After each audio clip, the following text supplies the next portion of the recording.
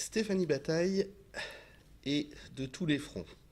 Le front actuel, c'est Madame Marguerite, dont l'auteur dit que vous êtes plus proche de ce qu'il voulait dans son texte que l'interprétation auparavant, qui a été très connue, d'Annie Girardot.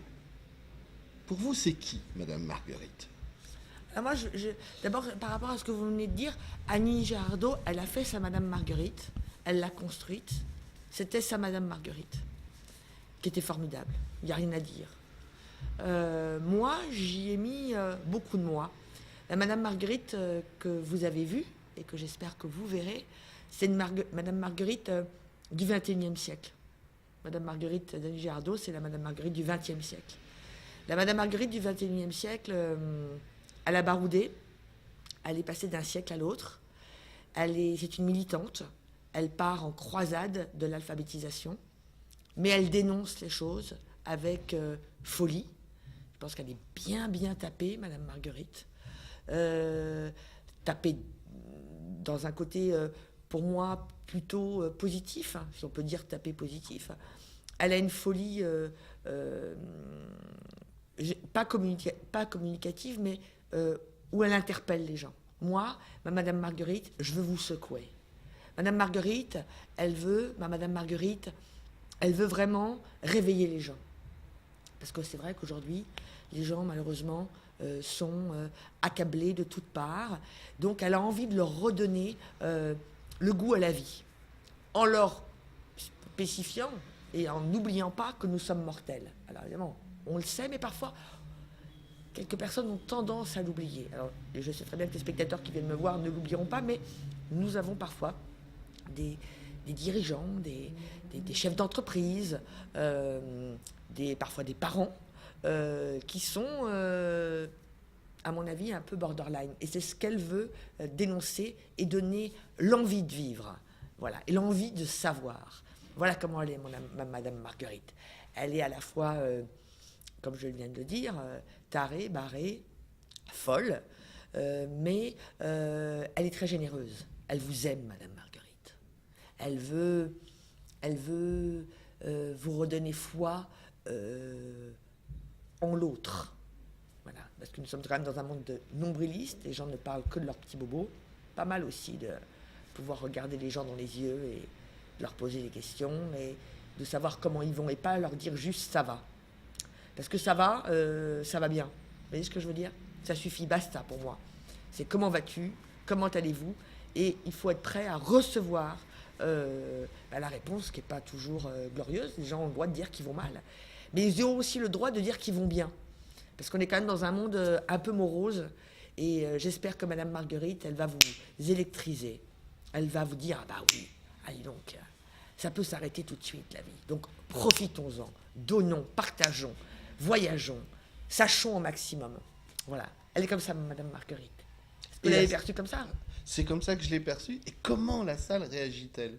Parce que j'aime mieux que ce soit vous qui disiez la salle, elle réagit. D'abord, les gens sont très surpris. Je tiens ce spectacle pendant 1h15, seul en scène. C'est la forme de ce spectacle. Les gens sont... C'est un peu gênant pour moi de dire comment sont les spectateurs. Ils sont très à l'écoute. Ça, je trouve ça génial. Et je leur dis très souvent, quand ils sortent et quand je les recroise en bas au Lucernaire, je dis merci pour votre regard. Parce que d'abord, je vois tout le monde. Je suis un peu comme Madame Marguerite. Madame Marguerite n'a pas besoin de... Elle voit tout, Madame Marguerite. La phrase que je voulais vous dire, que j'ai coupée, c'est Madame Marguerite n'a pas besoin de voir les choses, elle les sent. Elle sent, Madame Marguerite. Et moi, je suis un peu comme ça. Je la sens, ma salle. Alors parfois, il y a des gens un peu comme ça, puis je vais les chercher tout doucement pour les secouer. C'est génial de pouvoir leur mettre un coup d'électricité pour les réveiller. Alors, parfois, j'ai des salles où ils sont morts de rire du début jusqu'à la fin. Parfois, j'ai des salles qui riraient beaucoup au début, et puis à la fin, vers le milieu, qui s'interrogent sur eux-mêmes. Et ils discutent. Il n'y a pas non plus une table ouverte pendant le spectacle, mais ils interpellent leur mari, ou leur femme, ou leur copain, ou leur copine, en disant « Ah oui !»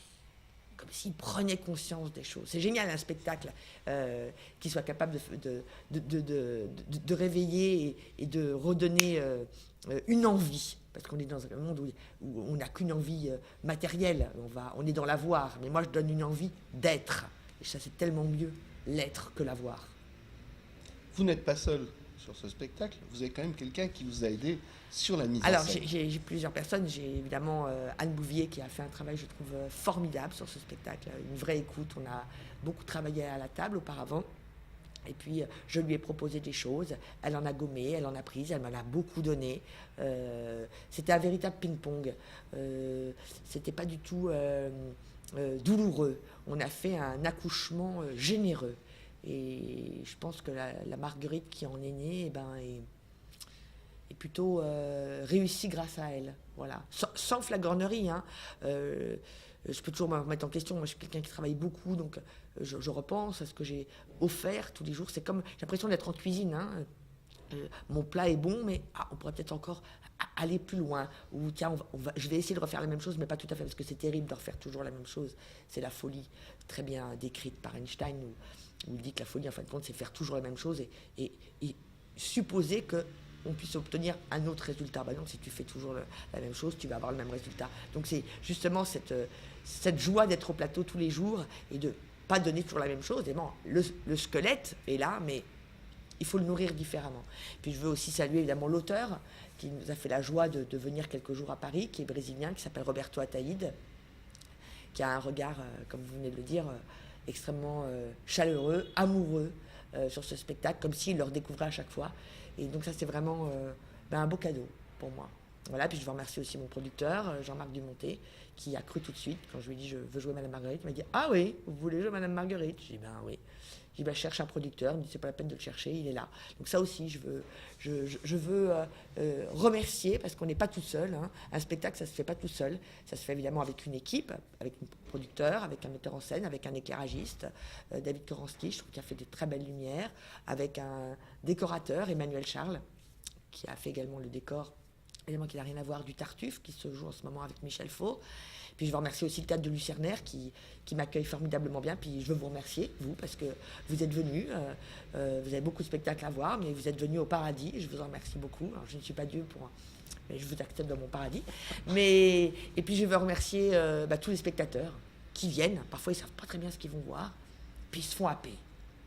C'est bien aussi d'aller découvrir un spectacle, on ne sait pas trop bien, on dit il faut y aller. Les gens, ils viennent, ils attendent.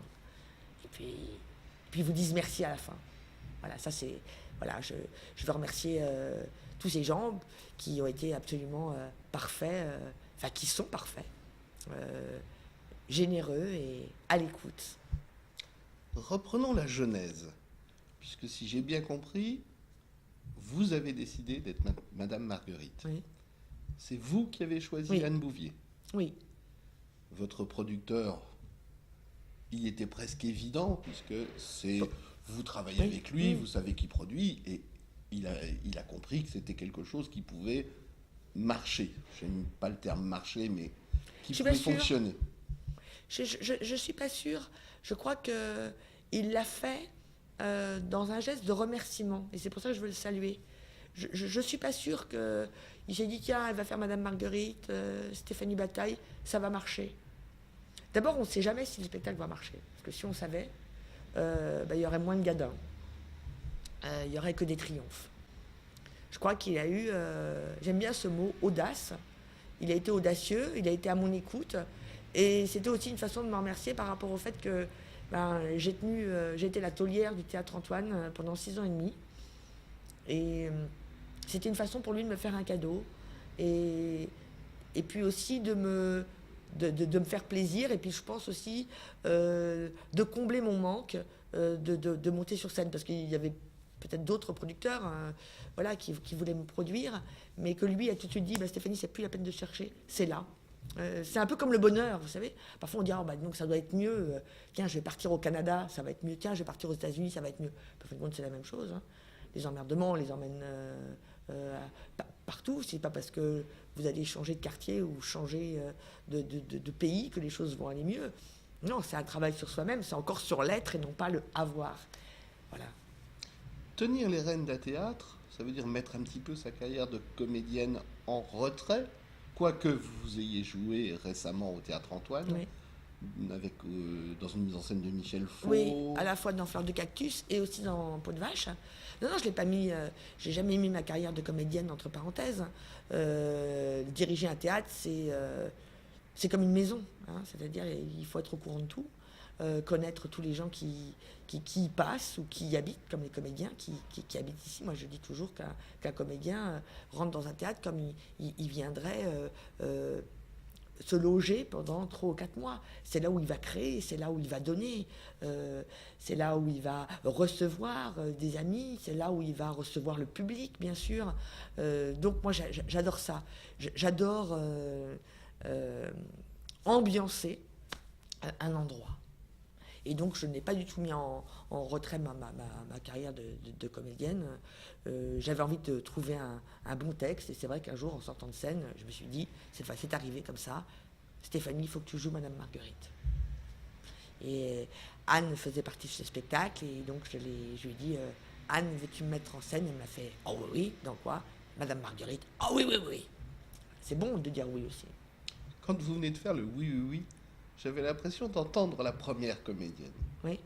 Une intonation, un hommage, comment vous appelleriez ça, cette petite phrase qui nous rappelle tant Annie Girardot. Ben vous voyez, c'est peut-être elle qui est là, hein, et c'est peut-être elle qui me l'envoie, parce que là, vous voyez, j'ai la chair de poule, mais de ce que vous me dites, mais je suis comme ça. Je ne cherche en aucun cas à l'imiter, parce qu'elle est très singulière, et je déteste les imitations. Ah, j'aime beaucoup les imitateurs, mais moi, je n'aime pas imiter, je suis ce que je suis, et voilà, j'essaye de faire au mieux. Après Madame Marguerite, vous allez prendre les rênes d'un autre théâtre. Peut-on en parler un petit peu? Non, pas pour le moment. Non, je préfère pas en parler, parce que les choses sont pas encore complètement construites, et voilà, je préfère refaire un interview avec vous à ce sujet. Eh bien alors on attendra le 11 janvier, je crois que vous terminez. De Madame Marguerite? Oui. Non, je joue jusqu'au 27 janvier. 27, ah. Voilà, il y a de grandes chances qu'il y ait des prolongations.